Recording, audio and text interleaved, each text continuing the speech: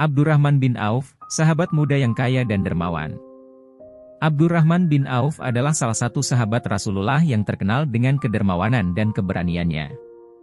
Ia lahir tahun 581 M, dan termasuk dalam golongan as-sabiqunal awalun, yaitu orang-orang yang pertama kali masuk Islam, melalui Abu Bakar As-Siddiq di rumah Arkam bin Abi Arkan.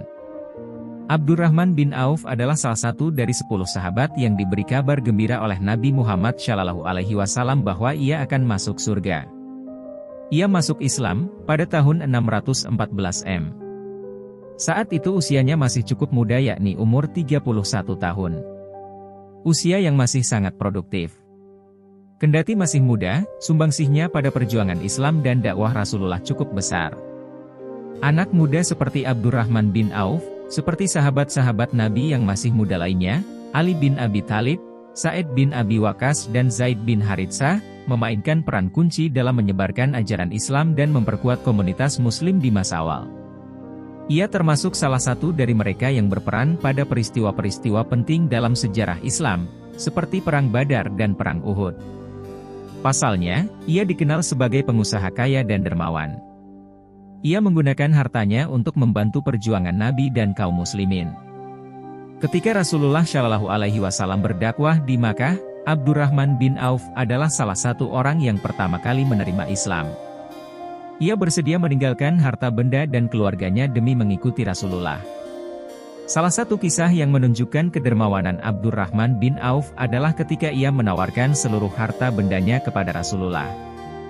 Hal ini dikisahkan oleh Ibnu Katsir dalam kitab Al-Bidayah wa An-Nihayah, halaman 163, yang bersumber dari riwayat M. Ammar dari Az-Zuhri, bahwa Abdullah bin Auf pada masa Nabi SAW bersedekah dengan setengah hartanya, yaitu 4.000 dinar. Tidak lama kemudian ia bersedekah dengan 40.000 dinar, selanjutnya ia bersedekah lagi dengan 40.000 dinar.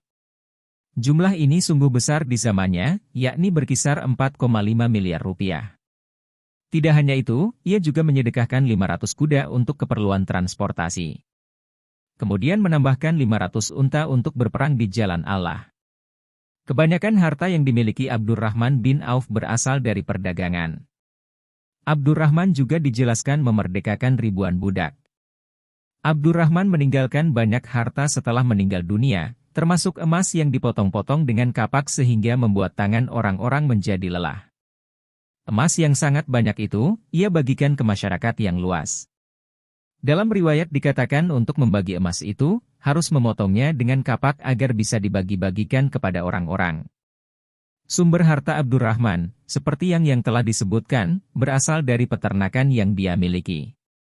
Dia memiliki 1.000 unta, 100 kuda, dan 3.000 domba yang digembalakan di Baqi. Ini menunjukkan bahwa dia memiliki sejumlah besar hewan ternak yang diurus dan dipelihara untuk mendapatkan keuntungan.